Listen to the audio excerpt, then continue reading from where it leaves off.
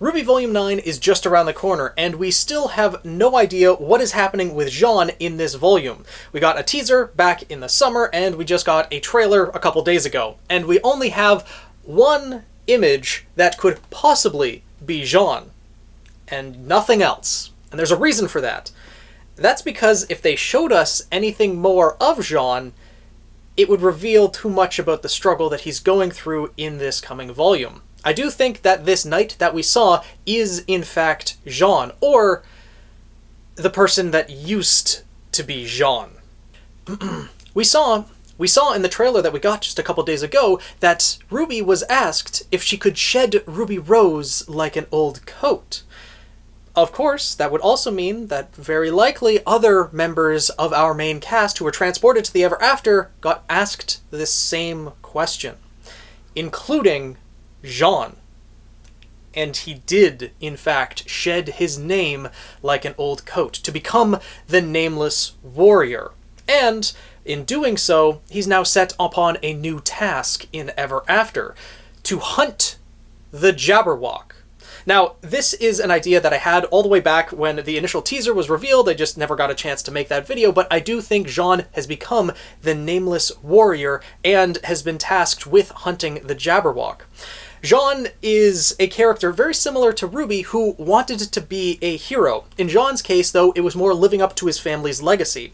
The weapons and armor that he brought with him to Beacon were hand-me-downs from his grandfather who fought in the Great War. And that is something that he's carried with him. His armor has really symbolized his growth throughout the series. Pyrrha's metal was incorporated into it and it got an upgrade, and it's going to get an upgrade in the Ever After as well. As many people pointed out in my trailer analysis a couple days ago, the warrior lady is likely also a blacksmith. She was holding a hammer, and it looks like she has various weapons and armor around her. So it's very likely that she is going to be the one to upgrade Jaune's armor and give him a new weapon, since his Crocea Moors shattered at the end of Volume 8. And in the little nonsensical poem of the Jabberwocky, a nameless hero felled the beast by wielding the Vorpal sword. This, I think, is very likely going to be Jaune's new weapon, and this was the main reason why I thought Jaune was the Nameless Warrior who would be fighting the Jabberwock, is simply because he needed a new sword, and the Vorpal sword was a very convenient way for him to get one. But now that we got this trailer, and the idea that the tree will go to each individual and pose a trial to them, one that they could either overcome or shy away from, I think that is what sets Jaune on this path to become this Nameless Warrior. When faced with his inner demons, and in Jaune's case, that is going to be the sorrow of killing Penny. He not only failed to save Pyrrha, was able to do nothing to stop her going to fight Cinder, knowing that she could not win. He now was unable to save Penny. Even after all of the training, all of the effort that he put into honing his semblance and his skills, he was still unable to save Penny. And although it was because of her own request, he ended up taking her life. That grief, that sorrow, when confronted with that, because those memories are very, very new for Jaune. When he gets transported to the Ever After, that's only going to have happened a couple minutes beforehand in his mind.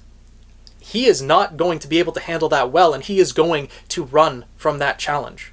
And I think by doing so, he's going to shed the name Jaune Arc and become a Nameless Warrior in the Ever After. And just to explain it a little bit further, even though Jaune was the last person to fall in the crossroads, that doesn't mean he's not going to be the first person tested in the Ever After. Because out of all 6 of our main cast that fell into the Ever After of Team RWBY, Neo, and Jaune, having taken Penny's life, is probably going to be the most emotional when he gets to the Ever After. The most emotional, the most distraught, the most just broken down and defeated.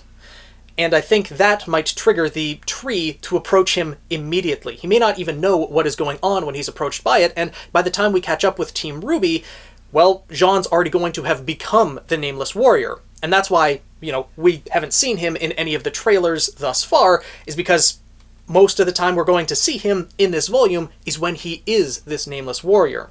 And I don't know exactly how he's going to be set upon the quest of killing the Jabberwock, likely by the blacksmith or the warrior lady, who might be Alex, might not. We don't exactly have confirmation yet, but she would likely be the one to give him the Vorpal sword, realize that he has some skill with his semblance and other things like that, depending on, you know, if he sheds his name, does he still have access to the same semblance, or are things going to get a little bit distorted with his powers and abilities? A lot we don't know about the Ever After, a lot I'm excited to find out. Still, I think they are going to be working together to slay the Jabberwock.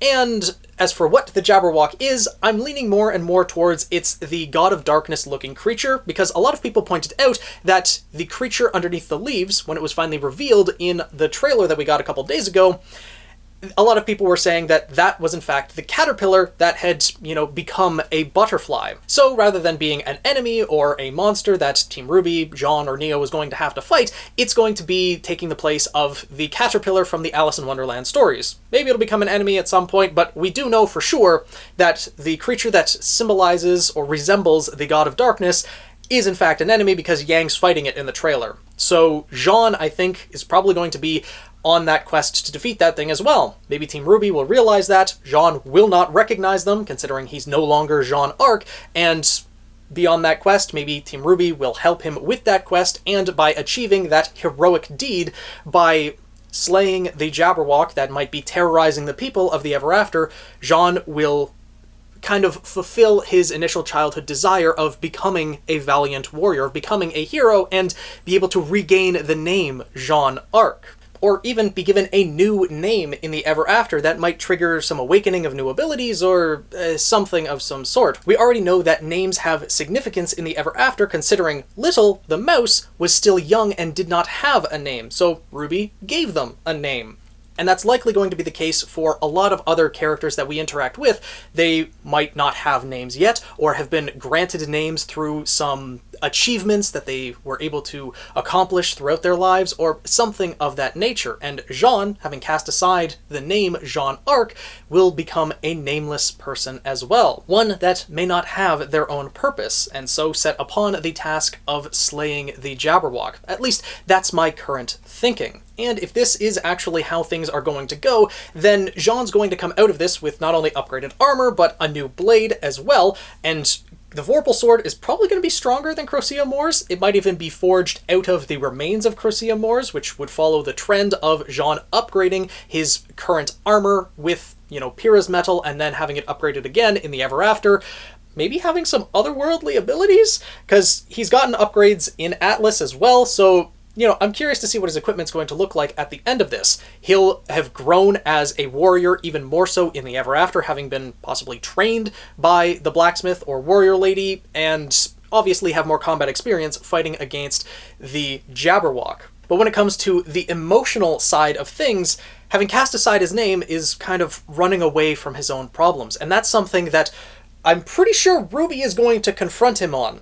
I made a few videos in the past about, you know, what's going to happen when everyone learns of Penny's demise, and RWBY is going to be particularly upset, especially when she finds out that Jaune was the one who took Penny's life. But if RWBY sees how, you know, poorly Jaune is taking this, to the point where he can't handle his grief and sorrow for taking Penny's life, that he threw away his name, threw away his identity, then she might try to comfort him and say, look, you cannot run from this, you have to accept what has happened, it was Penny's choice, and you have to come to terms with it in your own way. Running away isn't the answer. And this could lead to growth of multiple characters through Jaune's story. But Jaune's story is certainly going to be a significant part of the volume. Perhaps slaying the Jabberwock is going to be a test for all of them to overcome. But Jaune in particular. There's still countless unknowns that we have yet to experience in the Ever After, which is really driving my excitement for Volume 9. There's going to be so much growth that happens. I feel like Volume 9 is going to be very significant